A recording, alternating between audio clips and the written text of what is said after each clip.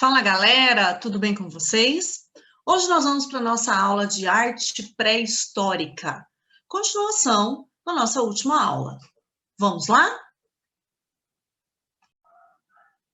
Bom, continuando então, nós falamos um pouquinho sobre como a pré-história está dividida no período paleolítico, Idade da Pedra Lascada, no período neolítico, Idade da Pedra Polida e da Idade dos Metais. Vamos retomar um pouquinho sobre o que nós vimos na nossa aula.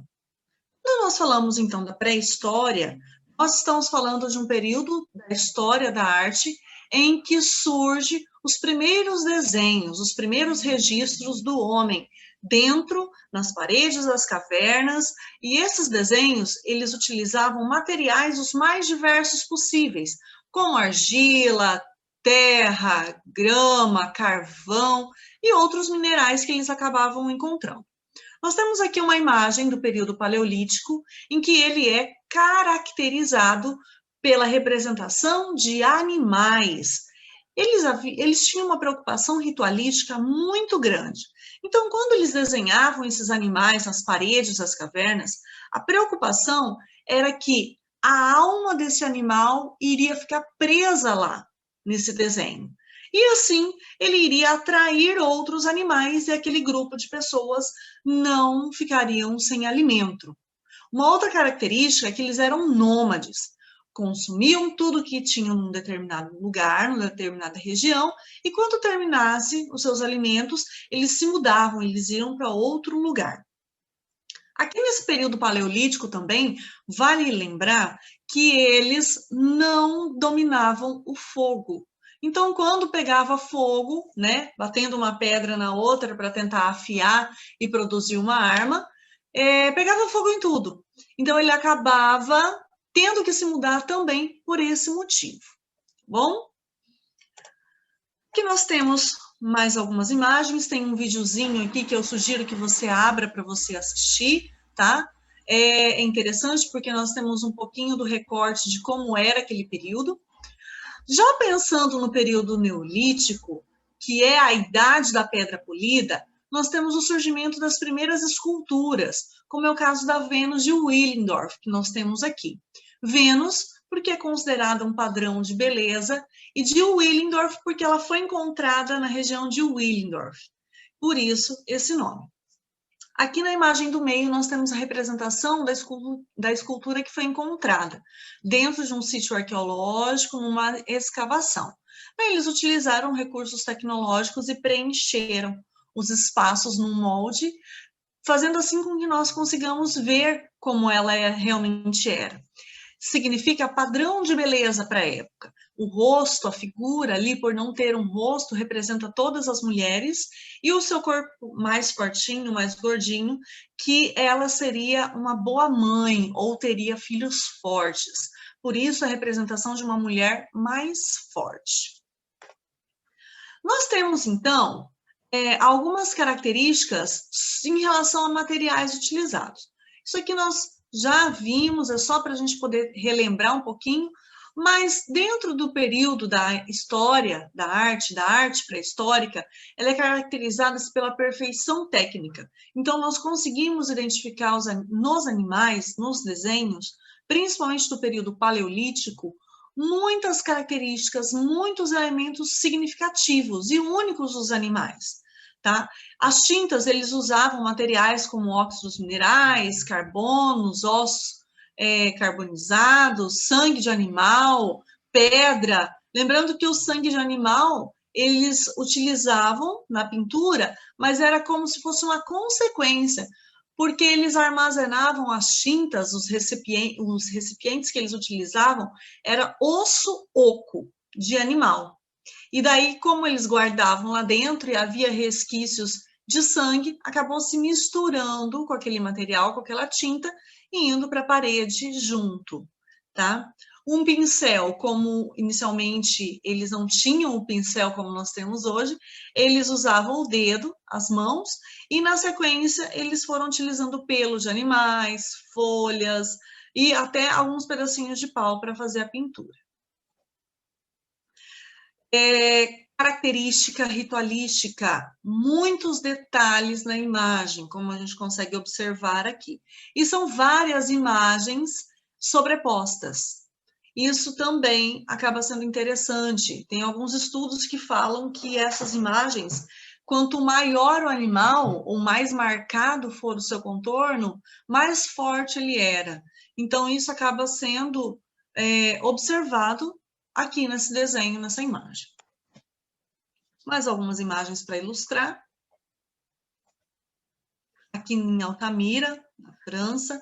Lembrando que são sítios arqueológicos. Professor, é possível fazer a visitação? Não, não é possível fazer a visitação. Você precisa de uma autorização especial para entrar nesse sítio arqueológico, para poder fazer as suas pesquisas. Mais um na Europa, e olha a perfeição dos detalhes, parece grafite na hora de executar. Lembrando que o grafite teve o seu pezinho, o início aqui na pré-história. Esses desenhos nas paredes que nós nomeamos de grafite, não pichação. Grafite, como nós temos hoje, teve início aqui nesse momento da nossa história, na pré-história. Olha, mais um desenho. Quando nós entramos no período neolítico, que é o segundo período, Idade da Pedra Polida, nós estamos falando de um período da história em que os homens eles começaram a produzir armas. Mas essas armas não são como nós temos hoje. São pedras pontiagudas em que eles colocaram cabos e acabaram se tornando lanças. No período paleolítico, no primeiro, isso não existia. Nessa transição de período, houve uma evolução, e assim eles começaram a desenvolver esse tipo de armamento. Outra coisa interessante é que eles começaram a realizar a domesticação de animais, e isso facilitou muito, porque eles deixaram de ser nômades, eles começaram a desenvolver técnicas de agricultura, e assim eles podiam utilizar a tração animal para preparo de terra, além do preparo das suas casas, das construções arquitetônicas, que nesse período também passa a ser realizado. Nós temos aqui uma imagem desse período neolítico, Idade da Pedra Polida, em que a principal característica dos desenhos são os contornos. Então, os homens pré-históricos aqui, eles não desenhavam mais com tantos detalhes. Eles utilizavam uma técnica de silhueta, fazendo assim com que o desenho só obtivesse contornos. Mais uma imagem. Olha só, quando você fala, professora, não sei desenhar, esse é o momento em que você pode realizar o tal do desenho de palitinho, facilitando assim a sua vida, tá bom? E nós temos outro período denominado Idade dos Metais. Nesse período aqui da Idade dos Metais, nós temos o fim da Idade da Pedra. Ele não acontece do dia para a noite, nós estamos falando de períodos em que levam anos para que haja uma evolução e uma separação dos períodos, tá? Ele é marcado pelo início da fabricação de ferramentas e armas de metal. Lembrando que é tudo de forma muito rústica, muito ornamental. O ser humano, ele começa a dominar, ainda que de maneira muito rudimentar, a técnica da fundição. E aqui nós temos alguns materiais, algumas ferramentas, né, que foram desenvolvidas pelos homens pré-históricos e foram encontradas em sítios arqueológicos. Nós temos esculturas, assim como nós temos também a produção de algumas lanças. Como que era feito isso? Eles produziam o molde em argila, e assim utilizavam os materiais que eles retiravam de escavações, fundo de caverna, de gruta, colocava nesse material, nesse molde que ele produzia, e assim levava ao fogo. Conseguia se produzir através da técnica de moldura. Olha só. Mais algumas imagens que nós temos, eles produziram serras, facas de 2 gumes, tudo isso são esboços de algumas peças, alguns artefatos que foram encontrados nos sítios arqueológicos. Tá? Mais algumas imagens para ilustrar. Aqui são réplicas, são representações. E, por último, a arquitetura. A arquitetura, ela veio também para nos mostrar e até para ilustrar como que nós sepultamos as nossas pessoas, os nossos entes queridos hoje em dia. Então, nós temos ali, como se fosse um túmulo. No entanto, lá dentro eles colocavam oferendas e o corpo era deixado do lado de fora. Hoje é uma inversão desses papéis. Nós sepultamos o corpo da pessoa e geralmente acendemos velas e, dependendo da cultura, é levado alimentos para que aquilo seja construído um ritual. Na arquitetura, há vários comentários e análises também de que as construções se utilizavam de tração animal. Então, quando nós falamos dos homens pré-históricos, eles utilizavam a força de gnus, de mamutes e de outros animais da época para realizar as suas construções. Por isso que era importante a questão da força animal, né? E também dessa evolução, deixando de ser nômades e domesticando esses animais. Aqui nós temos o interior de uma habitação neolítica que foi encontrada nas Ilhas Orcadas, e ela realmente se parece com uma sala de nossa casa.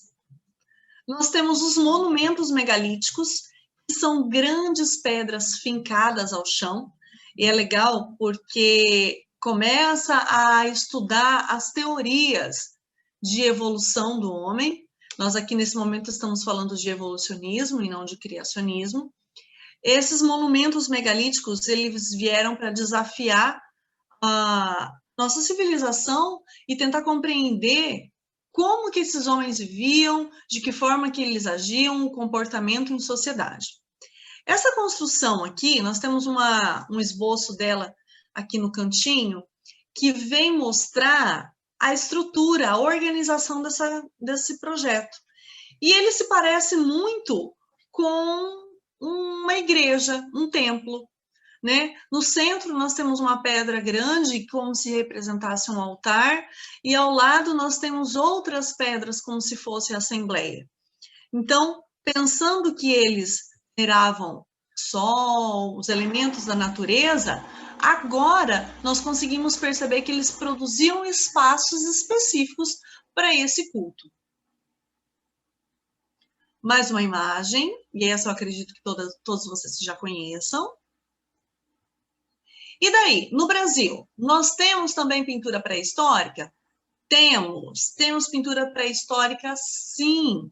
As nossas pinturas pré-históricas, elas são datadas de muito antes dos indígenas chegarem aqui. E daí também acaba levantando questionamentos de como esses homens pré-históricos chegaram em nosso território. Os desenhos são desenhos formados por muitas cores, afinal nós temos um material muito rico de coloração na natureza.